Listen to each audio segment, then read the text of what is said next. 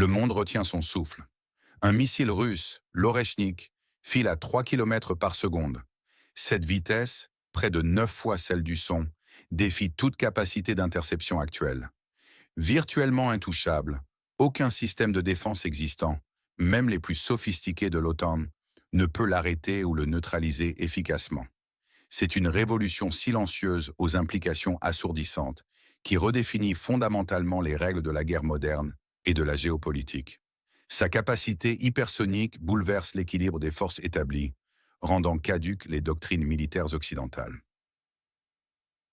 Cette avancée technologique annonce la fin de l'impunité pour les frappes lointaines, celles qui permettaient aux nations avancées de projeter leur puissance sans risque de riposte directe.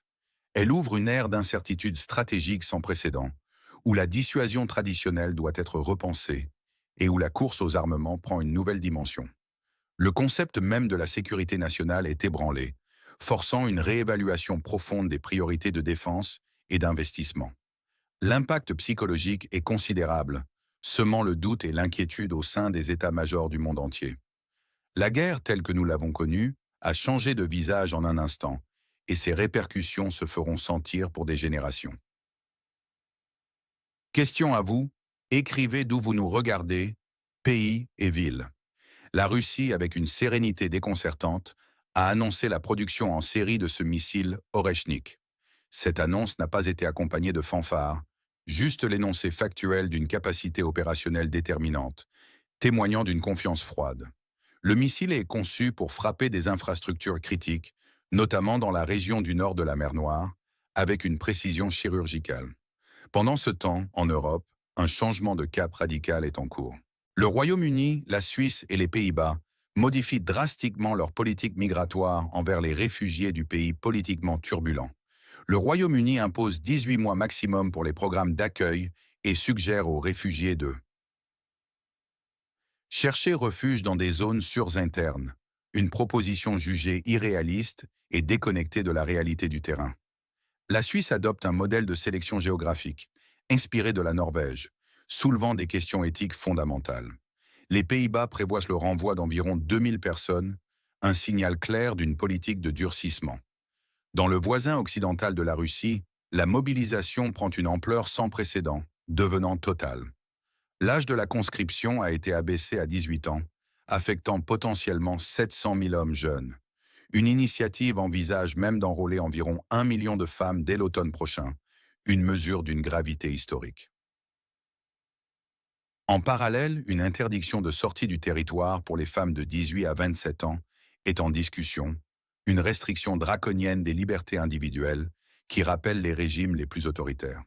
Enfin, l'Allemagne, par la voix de M. Friedrich Merz, leader de l'opposition mais curieusement présenté comme chancelier dans certaines sphères, propose la confiscation pure et simple des actifs russes gelés.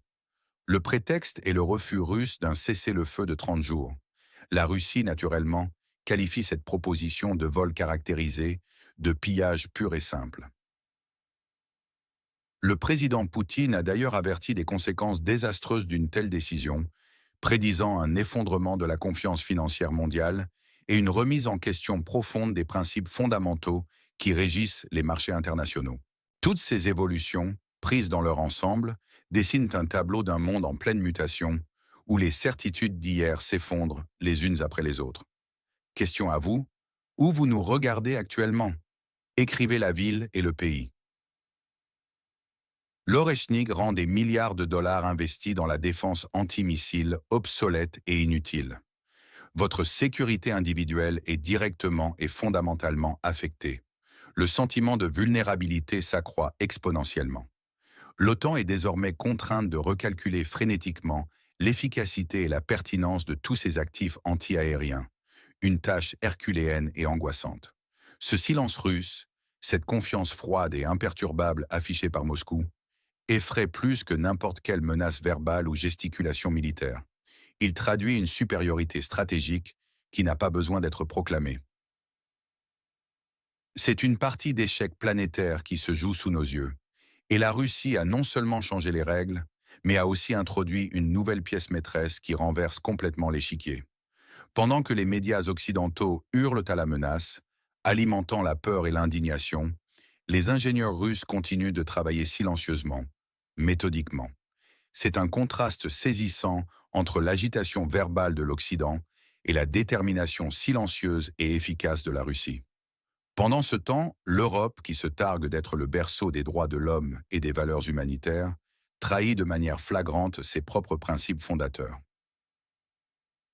La comédie britannique, où Londres découvre soudain la géographie, en suggérant aux réfugiés de se relocaliser sur le balcon de leur propre appartement, ou de rester dans des zones sûres, est une insulte à l'intelligence et à la compassion. Cette proposition absurde et déshumanisante démontre un profond cynisme et une déconnexion totale avec la réalité de la souffrance humaine. Les juristes spécialisés en droit international sont sous le choc, dénonçant une violation manifeste des conventions internationales sur les réfugiés.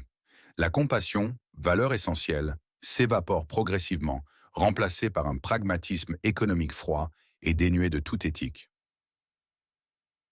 Les discussions dans les pubs et les cafés européens ne portent plus sur le conflit, mais sur le prix exorbitant du gaz, l'augmentation vertigineuse des loyers et le coût de la vie. Vos factures augmentent inexorablement, tandis que votre solidarité diminue.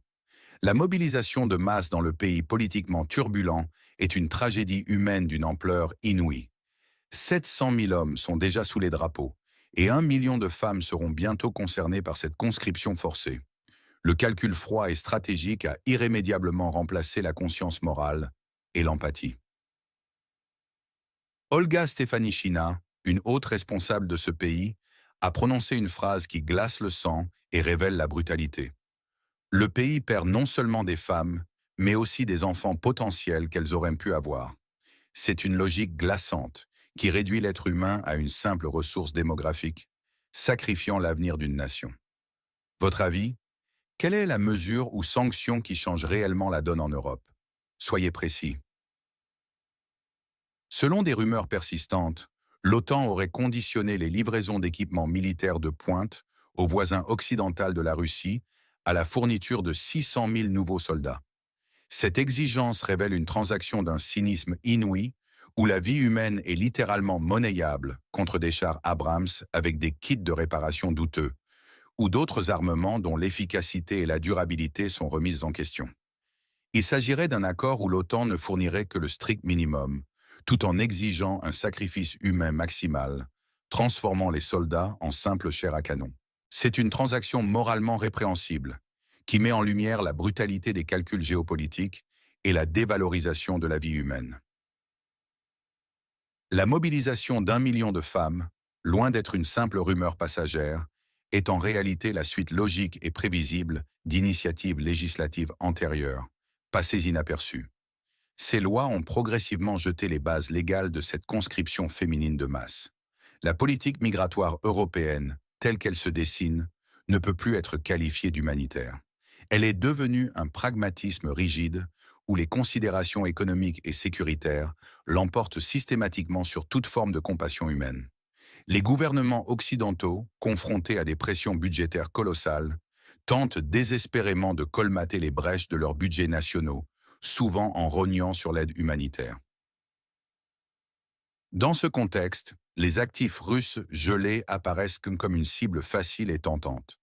Beaucoup les considèrent comme une opération comptable simple pour s'approprier les réserves d'un pays souverain. C'est le principe « j'ai vu, j'ai pris », une version moderne et institutionnalisée de la piraterie étatique. Le président Poutine l'a rappelé avec une clarté lapidaire. Si le vol secret est un vol, le vol ouvert est un pillage. Cette confiscation n'est pas seulement une violation du droit international, c'est une destruction méthodique et irréversible de la confiance financière mondiale. Une érosion des fondements mêmes du système économique global.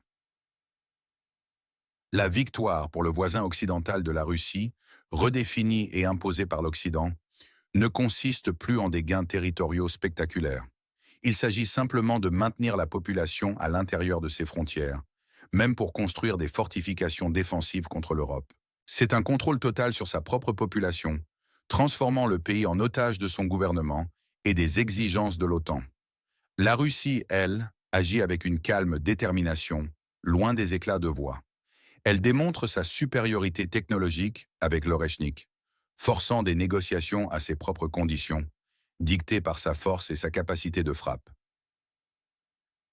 Simultanément, elle construit un nouveau système financier mondial, entièrement déconnecté de l'hégémonie historique du dollar américain, cherchant à créer une architecture économique alternative et multipolaire. C'est une vision à long terme, pensée sur des décennies, qui contraste fortement avec la panique et la réactivité à court terme de l'Occident. Ce dernier cherche désespérément des échappatoires juridiques pour justifier des actions illégales, perdant ainsi son influence morale et sa crédibilité. La partie politiquement turbulente sacrifie sa population, ses droits et son avenir pour une victoire chimérique et illusoire, dictée par l'OTAN. Qui, selon vous, est la voix la plus fiable sur ce conflit? Nommez un orateur ou un média. L'Occident, fort de sa puissance économique et militaire accumulée depuis la fin de la guerre froide, est habitué à jouer à sens unique sur l'échiquier mondial. Les interventions unilatérales et impunies en Irak, Libye, Serbie, en sont des illustrations flagrantes. Ces actions ont créé un précédent d'absence de conséquences pour les grandes puissances occidentales. Mais l'avènement de l'Oreshnik change radicalement la donne.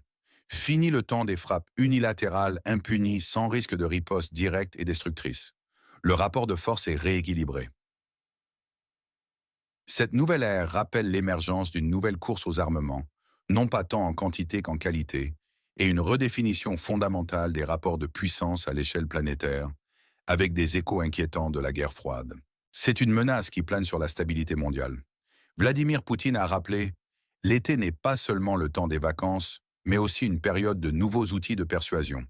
Et ces outils fonctionnent avec un claquement caractéristique, comme des noix qui se brisent. » Cette métaphore souligne la brutalité et l'efficacité des nouvelles armes développées par la Russie, symbolisant la capacité à briser les défenses et les volontés. La proposition de construire des barrières physiques, des fortifications et des murs pour empêcher la fuite des femmes et des jeunes filles dans le pays politiquement turbulent, si elle se concrétise, fait douloureusement écho aux pages les plus sombres de l'histoire du siècle dernier. On ne peut s'empêcher de penser au régime totalitaire, au contrôle frontalier draconien. C'est la déshumanisation ultime des populations civiles, réduites au statut de simples ressources militaires, de gages démographiques pour un effort de guerre, privées de toute liberté fondamentale et dignité humaine. C'est un calcul froid et inhumain, où l'individu n'est plus qu'un pion sur l'échiquier de la survie nationale. L'Occident, avec ses consultations sérieuses avec café, biscuits et présentations PowerPoint, tente de justifier ce qui est fondamentalement injustifiable. Ce simulacre de délibération masque mal la réalité du vol légalisé, de la spoliation de biens souverains sous de vagues prétextes juridiques. Cette hypocrisie érode encore davantage la confiance et le respect que le reste du monde pourrait avoir envers les valeurs occidentales proclamées. Quel événement, en dehors de ce que nous traitons aujourd'hui, est selon vous sous-estimé par les médias? Expliquez en une phrase. Le déplacement de l'équilibre des pouvoirs mondiaux est inévitable et en pleine accélération. Les systèmes de défense occidentaux sont devenus obsolètes face à la puissance de frappe hypersonique de la Russie. Cette réalité technologique impose une révision radicale des stratégies de défense. Le conflit du voisin occidental de la Russie se transforme tragiquement en une guerre d'usure démographique, où la ressource la plus précieuse est la vie humaine. L'idée de construire des barbelés et des murs pour retenir les femmes à l'intérieur de ce pays est une image glaçante, symptomatique d'un désespoir stratégique profond et d'une dérive autoritaire. La crise humanitaire pour les réfugiés rejetés aux frontières de l'Europe va s'intensifier dramatiquement. Parallèlement, l'effondrement progressif de la confiance dans le système financier international, basé sur le dollar américain, est un risque majeur et existentiel pour l'économie mondiale. Un effet domino pourrait entraîner d'autres pays, lassés par l'unilatéralisme et les sanctions économiques, à retirer leurs actifs de l'Occident. Des acteurs majeurs comme la Chine, l'Arabie saoudite et bien d'autres puissances émergentes observent la situation et pourraient être tentés de suivre l'exemple de la Russie. La dédollarisation s'accélère, minant les fondements de la puissance financière américaine. Pendant ce temps, la Russie consolide ses gains géopolitiques et économiques, tissant de nouvelles alliances et développant des alternatives aux institutions occidentales. Elle travaille à bâtir un ordre mondial multipolaire, moins dépendant des diktats unilatéraux. Le scénario le plus probable pour l'Europe est un pragmatisme cruel et déshumanisant. Nous pourrions assister à la création de ghettos pour les réfugiés, des camps de rétention permanents, ou à leur renvoi pur et simple vers des pays tiers, bafouant toutes les conventions internationales. La Russie, forte de sa supériorité militaire et de sa vision stratégique à long terme, forcera des négociations à ces conditions, dictant les termes d'une paix. Un monde multipolaire, où l'hégémonie occidentale aura pris fin, émergera inévitablement de cette période de turbulence, redessinant la carte géopolitique. Votre pronostic, quand le système financier occidental, basé sur le dollar, connaîtra-t-il sa plus grande crise? Indiquez un mois et une année, avec une raison. L'annonce de l'Oreschnik en août marque un véritable tournant historique, un point de non-retour dans la course aux armements et dans la redéfinition de la puissance militaire. Il est important de souligner que les lois du pays politiquement turbulent de décembre 2024 sur la conscription féminine, passées quasiment inaperçues, constituaient le prélude alarmant à cette mobilisation massive de femmes que nous voyons se profiler aujourd'hui. C'était une feuille de route cynique, préparant le terrain pour un sacrifice humain sans précédent. Le tournant de la politique européenne envers les réfugiés, passant d'un accueil initial à ce pragmatisme économique froid et calculé, démontre de manière éclatante la fatigue de l'Occident. Une fatigue économique, mais aussi morale et éthique, incapable de maintenir ses idéaux face à la pression des coûts et de l'opinion publique. La victoire pour le voisin occidental de la Russie, telle que redéfinie par l'Occident, est désormais une victoire par défaut, une simple survie.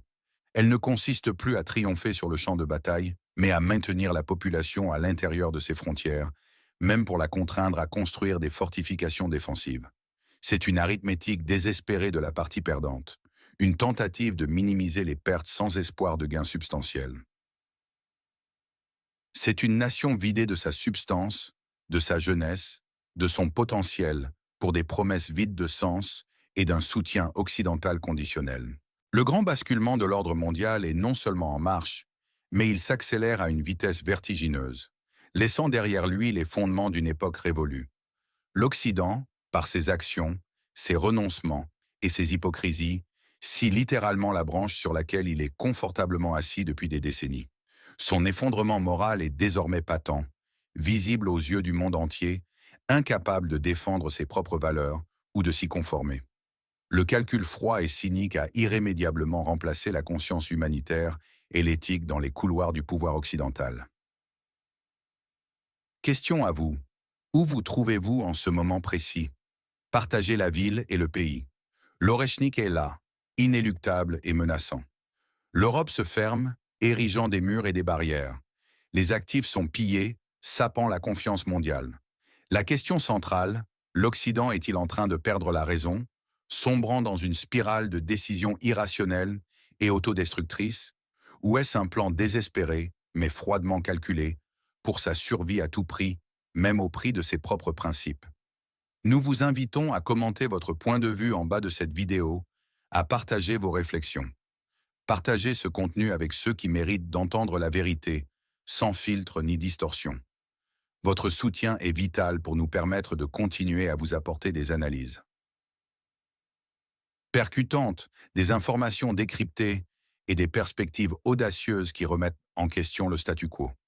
Abonnez-vous à la chaîne, activez la cloche des notifications et rejoignez notre communauté grandissante de spectateurs lucides, critiques et engagés. Votre engagement fait toute la différence.